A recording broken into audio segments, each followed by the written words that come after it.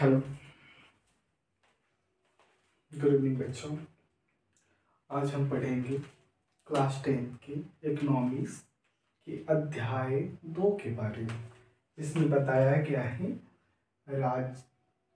राज्य तथा राष्ट्र की आय के बारे में।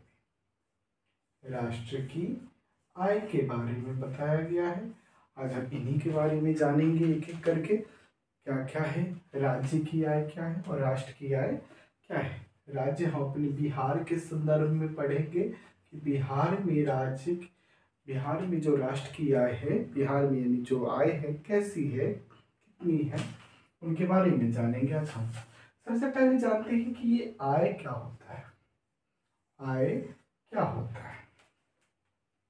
आय कहने का मतलब है जब कोई व्यक्ति कोई भी क्रिया करके जो कार्य करता है, क्रिया करता है, उसके बाद उसे मेहनताना के रूप में जो धन या संपत्ति की प्राप्ति होती है उसे हम कहेंगे आय। हमने क्या कहा कि जब कोई व्यक्ति कोई भी क्रिया, शारीरिक या मानसिक क्रिया करके जब कोई धन की प्राप्ति करती है उसे हम आय कहेंगे।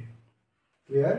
यानी क्या कहा हमने कि कोई भी श्रम जो मानसिक हो या शारीरिक हो, मानसिक हो या शारीरिक हो, अगर इन क्रिया के बाद उसे धन या संपत्ति की प्राप्ति होती है उसे हम कहेंगे उस व्यक्ति का आय है।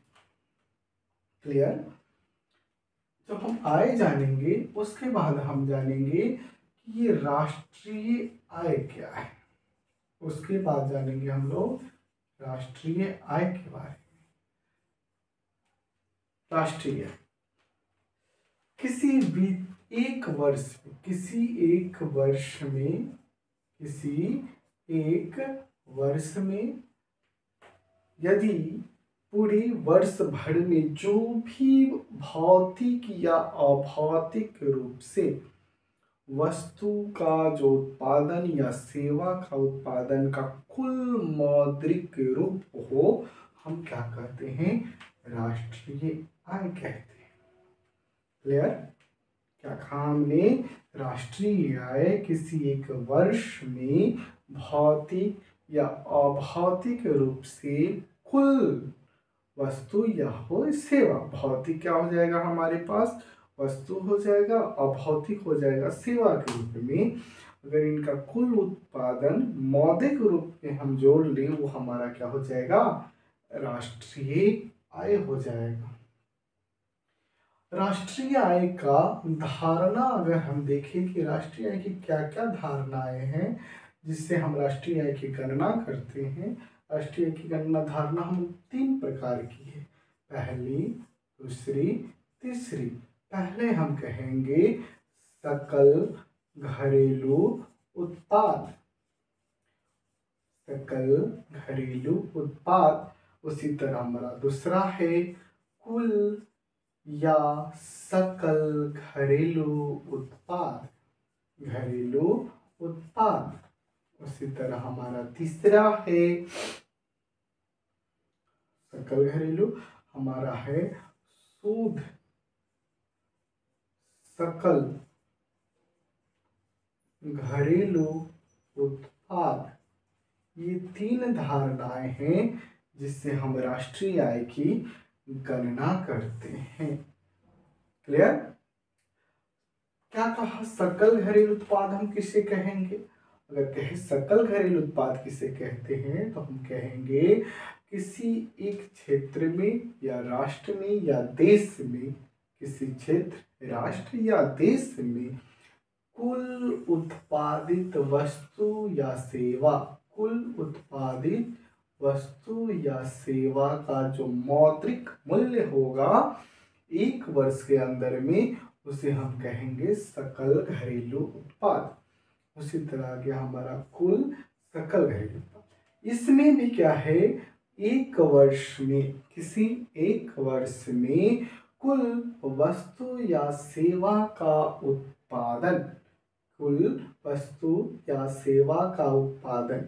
अगर इसमें अगर किसी उस देश का, जैसे अगर भारत मान के चले, यहाँ जो भारतवासी अगर किसी विदेश में जाकर के धन को कमा रहे हैं, किसी विदेश को अगर देशवासी विदेश में जाकर धन कमा रहे हैं, तो उनके धन को तो जोड़ देना है, उनके धन को जोड़ देना। जबकि कोई विदेशी व्यक्ति अगर भारत में धन कमा रहा है तो उनकी धन को घटा देना। क्लियर? कहा हमने कि एक वर्ष में किसी वस्तु या सेवा का उत्पादन, उसमें अगर कोई विदेशी अगर आया धन कमा रहा है भारत में, तो उसकी धन को हटा देना है। लेकिन अगर भारतवासी किसी और देश में जाकर धन कमा रहा है तो उसके धन को जोड़ देना है। ठीक, तो वो हमारा हो जाएगा कुल सकल घरेलू उत्पाद। उसी तरह हमारा अगला है शुद्ध सकल घरेलू उत्पाद। शुद्ध सकल घरेलू उत्पाद यानी कि हम जो कुल सकल घरेलू उत्पाद किए हैं, कुल या सकल घरेलू जो उत्पाद है मेरा, अगर इस उत्पाद पर हमने जो व्यय किया है, अगर इस व्यय को हमने इसमें से माइनस घटा दिया और उसके बाद जो शुद्ध मूल्य बचा उसे हम कहेंगे शुद्ध सकल घरेलू उत्पाद। क्लियर? अब देश के विकास में बहुत सारे हमारे मापदंड हैं जिससे हम अपने देश के विकास की स्थिति को जानते हैं। तो और राष्ट्रीय आय के बारे में जानिए कि राष्ट्रीय आय के कौन कौन से कार्य हैं। तो राष्ट्रीय आय से हम देश के विकास को मापते हैं, कि हाँ देश का विकास कैसा है, विकसित है या विकासशील देश है। इसी राष्ट्रीय आय की जो भी रिपोर्ट जारी करने का कार्यक्रम है वो व्यक्ति देखता है, वो देखता है कि संस्था का नाम है CSO, सेंट्रल स्टैटिस्टिक्स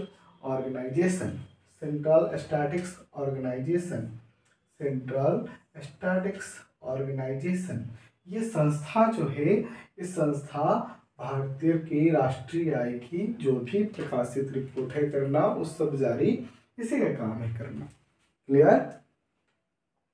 उसके बाद हम जानेंगे कि क्या बिहार की राष्ट्रीय आय कैसी है, बिहार की आय कैसी है, यानी बिहार में आय का दर क्या है।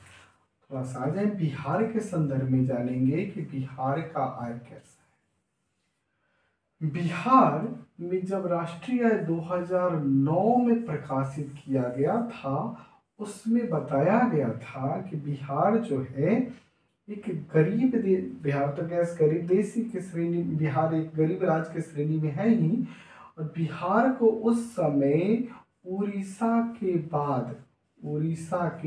बाद दूसरे नंबर का सबसे गरीब राज्य बताया गया था।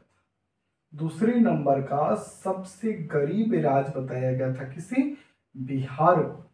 और कहेगा कि बिहार में बताइए कौन वो जिला है। बिहार में टोटल 38 जिले हैं, लेकिन 38 जिला में से वो कौन जिला है जहां सबसे ज़्यादा राष्ट्रीय आय है, और कौन वह जिला है जहां पे राष्ट्रीय आय सबसे कम है।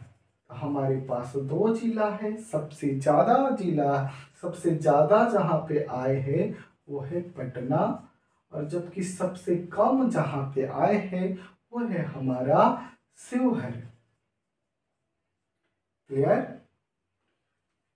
उसके बाद हम थोड़ा और इसको विस्तृत रूप में जानने के प्रयास करते हैं, आगे बढ़ते हैं, क्लास को बढ़ाते हैं।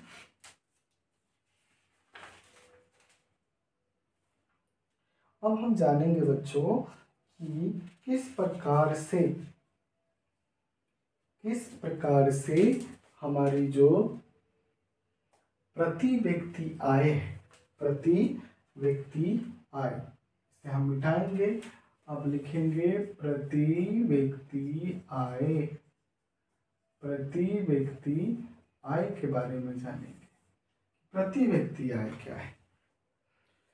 देश की जो कुल राष्ट्रीय आय, देश की जो कुल राष्ट्रीय आय है, उस देश की कुल जनसंख्या से भाग देने के बाद जो भागफल प्राप्त होगा उसे हम कहेंगे प्रति व्यक्ति आय। क्या हमने कहा? देश का जो हमारे पास राष्ट्रीय आय है, देश का जो राष्ट्रीय आय है उसी देश की जनसंख्या से हमने भाग कर दिया, उसके बाद जो हमें भागफल प्राप्त होगा वही भागफल प्रति व्यक्ति आय कहलाएगा। किसी भी देश को अगर विकसित है यानी और या विकासशील देश है, यानी दोनों में से किस श्रेणी में है अगर जांचना है तो वहाँ की प्रति व्यक्ति आय के आधार पर ये सबसे सटीक जवाब देगा प्रति व्यक्ति आय कि वो देश किस श्रेणी के अंतर्गत है। Thank you.